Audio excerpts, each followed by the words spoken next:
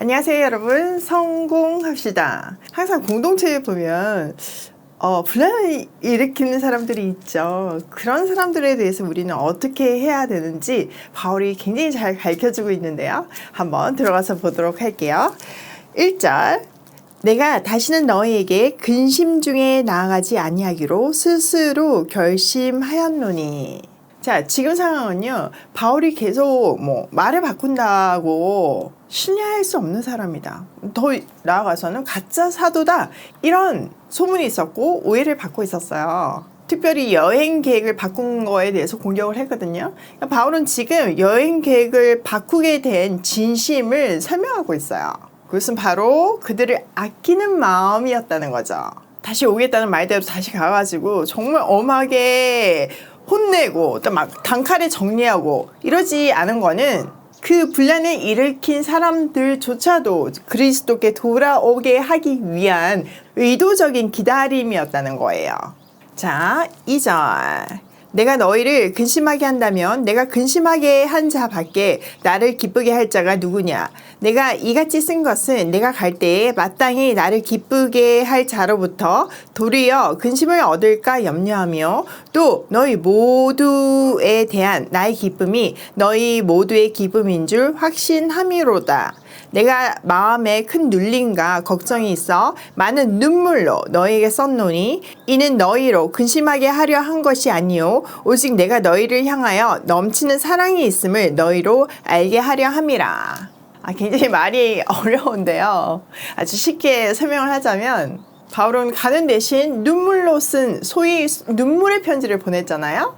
그렇게 한 구체적인 이유가 지금 읽은 그 내용이라는 거죠. 첫 번째는 내가 가서 강한 권면을 하면 바울을 중상모략하고 선동하는 그 거짓 선생님들한테는 기쁨이 되잖아요. 그 거짓 소문을 낸 문제를 가지고 분란이 일어나니까요. 비록 오해하고 문제를 일으키고 있을지라도 그들을 향한 절절한 사랑은 변함이 없기에 몹시 괴로워하며 걱정하는 마음으로 무섭게 꾸짖는 편지를 많은 눈물로 썼다는 거예요. 근데 그런 그 무서운 꾸짖음은 마음을 아프게 하려고 쓴 것이 아니라 내가 얼마나 극진히 당신들을 사랑하고 있는지를 보여주기 위해서 그렇게 했다는 거죠. 우리도 자녀들을 진짜 사랑하기 때문에 그거 꼭 고쳐야 되는 거는 될 때까지 계속 얘기하고 또 때로는 무섭게 얘기하잖아요. 그거의 베이스는 사랑이잖아요. 마찬가지 얘기예요. 자, 5절. 근심하게 한 자가 있었을지라도 나를 근심하게 한 것이 아니요 어느 정도 너희 모두를 근심하게 한 것이니 어느 정도라 함은 내가 너무 지나치게 말하지 아니하려 함이라. 이러한 사람은 많은 사람에게서 벌 받는 것이 마땅하도다. 바울은요, 그를 반대하고 적대하는 사람에 대한 용서를 요청하고 있어요. 여기서 근심하게 한 자는요, 바울에 대한 인신 공격과 또 가짜 사도로 선동했던 사람이에요. 이 일은 바울에게도 고린도 교회 사람들에게도 다 아픔이 되었죠. 그리고 그 일로 인해서 이미 그 사람을 책망했잖아요. 그거 자체가 그 사람에게 충분히 벌이 되었대요. 그러니까 용서하라는 말이죠.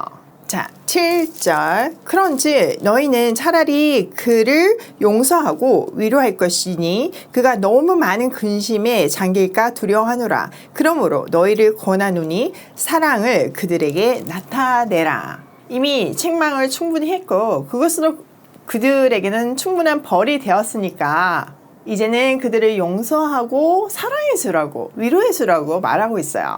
여러분, 사람은요, 누군가에게 미움을 받으면요 괴로워요. 그것도요, 한 사람이 아니라 다수로부터 책망을 받는다면 그 자체가 벌이잖아요. 얼마나 괴롭겠어요.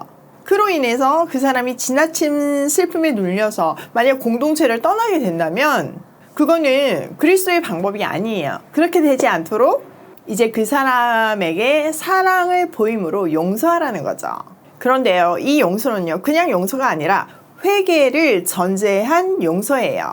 어제 살펴본 대로 바울은요, 13장에서 세 번째 갈 때까지 마음을 돌이키지 않은 사람들 각오하고 있으라고 이렇게 벼르고 있잖아요. 그러니까 이 말은 빨리 돌아오라 이거잖아요. 그러니까 이거는요, 회개를 전제로 한 사랑이잖아요. 이것이 십자가의 사랑이죠. 교회 공동체에는 언제나 갈등과 대립이 생길 수 있어요. 이때 명백한 잘못이 드러난다면 거기에 대한 충분한 책망과 가르침이 필요해요. 그것으로 그가 회개한다면 당연히 용서하고 사랑해 주면서 신앙 공동체를 건강하게 유지해야 한다는 말이죠. 자, 9절. 너희가 범사에 순종하는지 그 증거를 알고자 하여 내가 이것을 너에게 썼노라. 너희가 무슨 일에든지 누구를 용서하면 나도 그리하고 내가 많이 용서한 일이 있으면 용서한 그것은 너희를 위하여 그리스도 앞에서 한 것이니 이는 우리가 사탄에 속지 않게 하려 함이라. 우리는 그 계책을 알지 못하는 바가 아니로다. 그 잘못한 사람을 회개하게 하고 또 받아들이는 이 모든 과정을 바울은요 직접 개입한 것이 아니고요, 고린도 교회 성도들에게 전적으로 위임했어요. 용서를 제안하고 권면하는 바울의 진정한 목적은 적대자에 대한 어떤 보복이나 친의에 있는 것이 아니고요, 고린도 교회 성도들에 대한 깊은 사랑에 근거하고 있어요. 그리고 성도들의 모든 용서와 화해는 그리스도 앞에서 해야 한다고 말해요. 우리가 1장에서 자기의 신실함의 증인으로 하나님을 모셨다면 이번에 화해와 용서의 증인으로 그리스도를 모시고 있어요. 그리스도는 우리를 사랑하실 때 끝까지 사랑하시잖아요. 우리도 그 사랑을 실천하라는 거죠.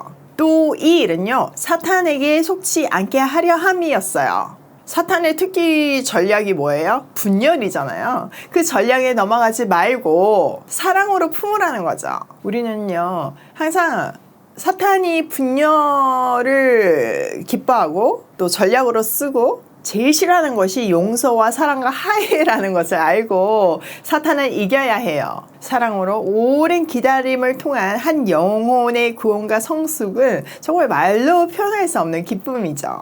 자, 12절. 내가 그리스도의 복음을 위하여 드로아의 이름에 주 안에서 문이 내게 열렸을 때 내가 내 형제 디도를 만나지 못하므로 내 심령이 편하지 못하여 그들을 작별하고 마케도니아로 갔노라. 자, 눈물의 편지를 보내놓고 답장을 받지 못한 상태에서 에베소에서 폭동이 일어나서 일찍 떠나게 되었죠. 바울의 모든 여정은 복음을 전파하는 여정이었어요. 그래서 가는 도중에 드로아에 도착을 했고 생각지도 못하게 복음의 문이 활짝 열려 있는 거예요. 그런데 고린도 교회 문제가 어떻게 되어 있는지 모르는 상태다 보니까 마음이 너무 편하지가 않아서 복음을 전하지 못하고 마케도니아로 이동했대요.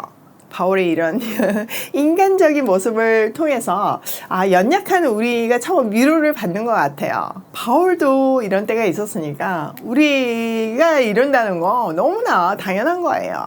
근데 하나님은 거기서 그 마케도니아 사람들을 포기하지 않으시고 나중에 돌아올 때 마케도니아에서 다시 복음을 전하게 하잖아요. 유두부가 떨어져서 죽었다가 살아날 만큼 바울은 정말 할 수 있는 만큼 복음을 전했어요. 그러니까 항상 지금 못했다고 너무 자책하지 마시고요. 하나님은 나를 위해서가 아니라 그 영혼들을 사랑하시기 때문에 또 기회를 주시거든요. 그러니까 늘 때가 됐을 때 순종하는 우리가 되면 좋겠어요.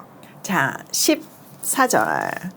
항상 우리를 그리스도 안에서 이기게 하시고 우리로 말미암아 각처에서 그리스도를 아는 냄새를 나타내시는 하나님께 감사하노라. 바울은요, 하나님께 감사 찬양을 올려드리고 있어요. 첫 번째는 항상 그리스도의 개선 행렬에 참가시켜 주심에 대한 감사이고요. 두 번째는 우리로 하여금 그리스도의 향기가 되게 하심에 대한 감사와 찬양이에요. 자, 여기서 이기게 하시고를 잘 해석해야 해요. 사실 이 구절은 소위 고지론자들이 잘못 사용하는 경우가 굉장히 많아요. 여기서 말하는 승리는요, 세상적인 승리하고 완전 달라요. 이기게 한다는 단어는요, 전쟁에서 승리한 개선 장군의 승리를 축하한다는 의미로 쓰이기도 하고요, 대중 앞에서 보이고 알린다는 의미로 해석할 수도 있어요. 당시 개선 장군의 행렬에는요, 맨 끝에 전리품과 포로들이 있었어요. 그것이 승리를 알리는 증거였죠. 바울이요, 그 이미지를 사용함으로 그리스도의 승리로 나를 그 포로의 자리에 끼워주셨다는 뜻이에요. 여기 개역개정에서는 이기게 하시고 라고 되어 있지만 새번역에서는 함께하게 하시고 라고 되어 있고 또 공동번역에는 끼워주시고 라고 되어 있어요. 사실 끼워준다, 그 그리스도의 행렬에 포로로서 끼워준다, 그 의미가 가장 정확해요. 만약 주님이 고집센 나를 정말 죽을 수밖에 없는 나를 이겨주시지 않으셨다면 나는 이 개선 행렬에 낄 수가 없잖아요. 또한 예수님은요, 십자가에서 고난과 약함과 죽음으로 최후 승리를 거두셨어요. 이 십자가의 승리가 우리 안에 있음을 감사한다는 거죠. 그리스도의 승리에 포로 된다는 것이 얼마나 감격으로 오는지 모르겠어요. 여러분도 너무 감격스러우시죠? 우리는 그리스도의 승리의 전리품들이에요. 또 이 말은요, 예수님께서 우리에게 복음과 함께 고난을 받으라 라고 말씀하셨잖아요. 그 의미도 포함되어 있어요. 고지론자들은 우리가 세상적인 어떤 높은 자리를 차지함으로 그것을 통해서 하나님께서 영광 받으신다고 주장하지만요, 그렇지 않아요. 물론 하나님은 때로 우리를 그런 자리에 두셔서 영광을 받으시지만요, 대부분은 낮은 자리에서, 숨겨진 자리에서도 동일한 영광을 받으세요. 우리의 고난이 그리스도의 영광이 되는 경우가 얼마나 많은가요? 그러니까 우리가 가난하든 부하든 높은 자리에 있든 낮은 자리에 있는 그 자리에서 그리스도를 영광에 내야 해요. 또 여기는요, 중요한 의미가 하나 더 있는데요. 당시 개선 행렬을 할 때는 향을 피워서 전쟁의 승리를 알렸어요. 그처럼 십자가의 승리의 행렬에 우리를 끼워주셨잖아요. 그리고 우리가 그리스도를 아는 지식의 향기를 어디에서나 풍기게 하시는 하나님께 감사하고 있어요. 바울과 그 동력자들이 전파하는 복음을 통해 얻어지고 있는 생명에 관한 소식이 그 향기이죠. 또 우리를 통해 전해지는 복음을 통해서 얻어지는 생명의 소식들이 그 그리스도의 향기예요. 자, 15절. 우리는 구원을 받는 자들에게나 망하는 자들에게나 하나님 앞에서 그리스도의 향기니 이 사람에게는 사망으로부터 사망에 이르는 냄새요, 저 사람에게는 생명으로부터 생명에 이르는 냄새라. 누가 이 일을 감당하리요? 바울과 그의 동력자들은 그리스도의 향기래요. 여기서 향기는 세상의 그 개선 장군들이 피우는 향과는 아주 대조적인 제물의 의미를 가지고 있어요. 구약에서 보면 희생 제물을 태우면서 여호와께서 기뻐 받으시는 제물의 향기라고 표현하고 있잖아요. 이처럼 이 단어는 구약에서 희생을 표현할 때 사용되었기 때문에 바울과 그 동력자들의 희생을 통해서 복음이 전파되고 있음을 말하는 거죠. 사도로서의 바울의 복음 전파가 하나님께 바치는 희생 제물을 태우는 향기로운 냄새이고 삶의 예배라는 거죠. 그 복음은 모든 사람에게 전해지지만 결과는 달라요. 받아들이면 구원이고 아니면 심판이죠. 누군가를 생명으로 이끌 수도 있고 죽음에 버려질 수도 있게 하는 이 귀하고 막중한 복음을 전하는 일을 누가 감당할 수 있겠냐고 사도직의 소중함을 강조하고 있어요. 하나님의 뜻으로 된 사도로서 감당할 수 있는 귀한 사명이라는 거죠. 이래서 가짜 사도 시비에 말려있는 바울이요, 자기는 하나님의 뜻대로 사도가 되었기 때문에 이 귀한 사명을 감당하고 있다고 강조하고 역설하고 있는 거예요. 자, 17절. 우리는 수많은 사람들처럼 하나님의 말씀을 혼잡하게 하지 아니하고 곧 순전함으로 하나님께 받은 것 같이 하나님 앞에서와 그리스도 안에서 말하노라. 자, 여기에 혼잡하다라는 단어는요, 물을 타서 질을 떨어뜨리거나 과도하게 이익을 취하는 것을 의미하고 있어요. 당시 상인들이요, 포도주에다가 물을 타가지고 부당한 이익을 취하는 경우들이 있었대요. 그 경우에 사용하는 단어예요. 이것은 지금 다른 복음을 전하면서 이익을 취하고 있는 그 가짜 사도들, 가짜 선생님들을 강하게 비판하고 있는 내용이죠. 그들은요, 가짜 복음과 또 세상 지식을 복음하고 막 섞어가지고 사람들의 귀에 듣기 좋게 만들고 복음이 세상과 섞이게 하는 역할을 하고 있잖아요. 그러니까 포도주에 물 타는 역할을 하고 있죠. 그리고 그들은요, 하나님의 말씀을 그렇게 팔아서 부당한 이익을 취하고 있었어요. 바울은 그들을 강하게 비판하면서 자기는 하나님께서 보내신 일꾼답게 진실한 마음으로 일하고 있음을 강조하고 있어요. 자기는 하나님 보시는 앞에서 그리스도 안에서 일한다는 것을 강조하면서 자신의 사도권뿐만 아니라 자신이 전한 복음이 하나님으로부터 나왔음을 강조하고 있는 거죠. 한마디로 나 가짜 사도 아니야 이 말이에요. 자, 오늘 내용을 우리 삶에 한번 적용을 해보면요. 첫 번째, 우리 삶의 신실함의 증인이 하나님이 되시고 용서와 화해의 증인이 그리스도가 되는 삶을 살자. 너무 어려운 얘기죠. 그렇지만요, 하나님께서 우리에게 주실 때는 이것을 할 수 있다는 소망도 더불어 주시는 거고, 그 일을 할 수 있게끔 인도하시는 분이 우리 안에 내주하시는 성령님이잖아요. 성령님의 인도하심을 따라서 언제나 신실하고 또 사랑으로 용서하고 화해하는 사람들이 되면 좋겠어요. 두 번째, 나를 이기시어 그리스도의 개선 행렬에 끼워주신 하나님께 감사하자. 여러분, 너무 감사하지 않나요? 특히 저 같은 경우는 하나님을 안 믿는 정도가 아니라 핍박을 하다가 지금 이렇게 말씀을 전하는 사람이 되었잖아요. 그리스도께서 나를 이겨주지 않으셨다면 저는 이 개선 행렬에 끼지 못하고 사망의 행렬에 끼어 있을 거예요.